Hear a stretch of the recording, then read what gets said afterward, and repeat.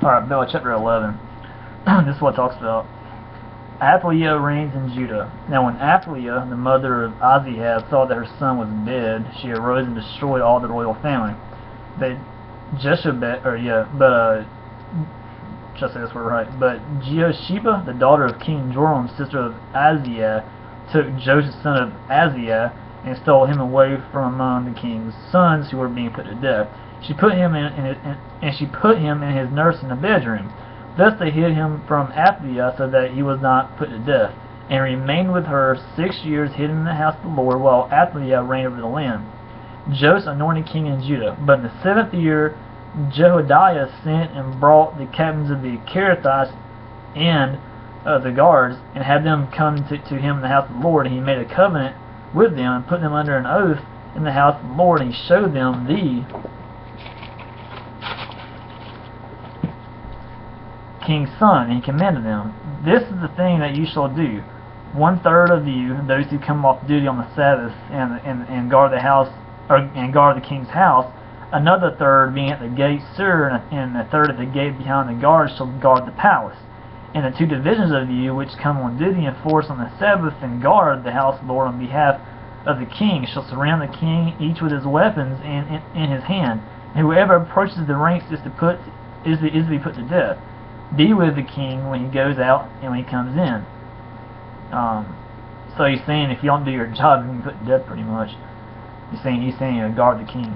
The captains did according to all that Jehoiada the priest commanded, and they each brought his men who were to go off duty on the Sabbath, with those who were to come on duty on the Sabbath, and came to Jehoiada the priest. And the priest gave to the captains the spears and the shield that had been King David's, which were in the house of the Lord. And the guards stood every man with his weapons in his hand, from the south side of the house to the north side of the house, around the altar in the house, on behalf of the king. Then he brought out the king's son, and put the crown on him, and gave him the testimony. And they proclaimed him king, and anointed him. And they clapped their hands and said, "Long live the king."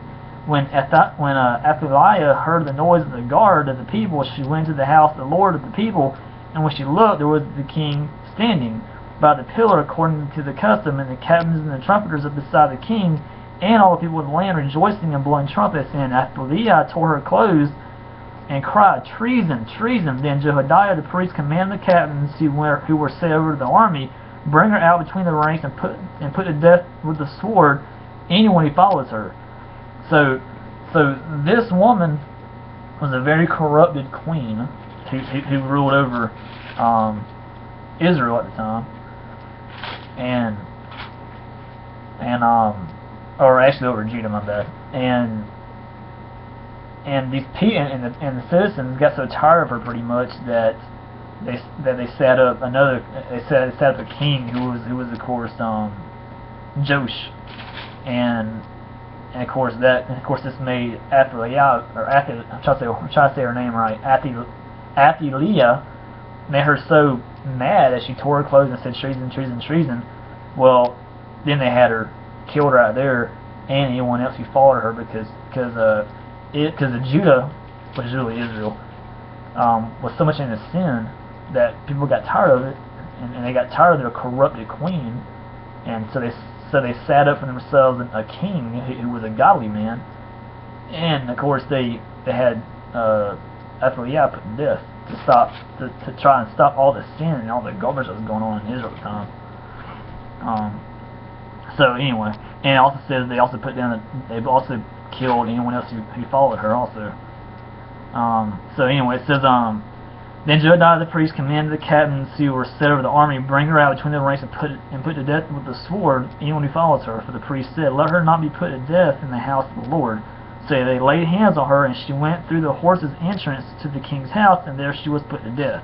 And Jehoiada made a covenant between the Lord and the king and the people, that they should be the Lord's people, and also between the king and the people. Then all the people in the land went to the house of Baal, or the house of Satan, and tore it down. Praise God.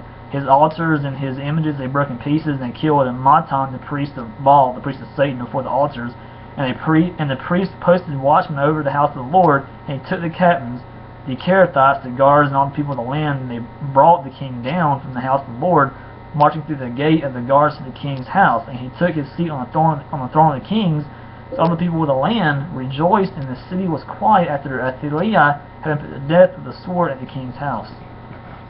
So, this kind of goes along with what actually, what the Bible talks about, and of course Paul Bailey talks about this on his videos, that when the wicked are in charge, people mourn. The nation is so much into sin. People are feeling horrible about it.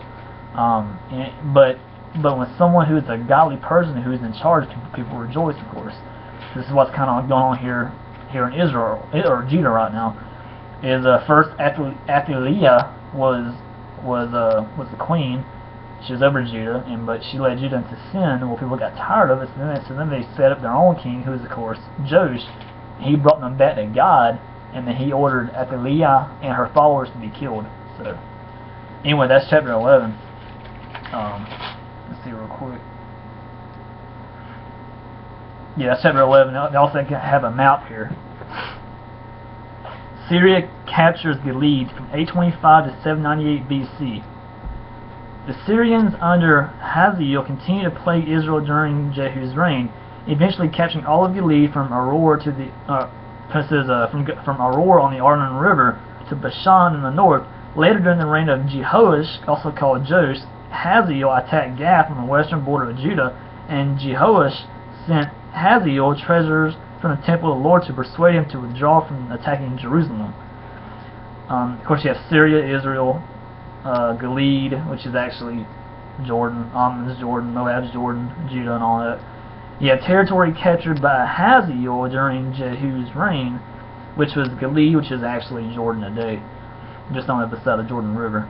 And Hazael captures Gath during Jehosh's reign. He came from Damascus, Syria, which of course we know that. Came over to Hazor, down through Megiddo, all the way down to Gath, which is just southwest of Jerusalem today. And this is a picture of that right here. See that right there? Of course, you see that. Anyway, that's chapter 11. I'll be right back with chapter 12 here very shortly.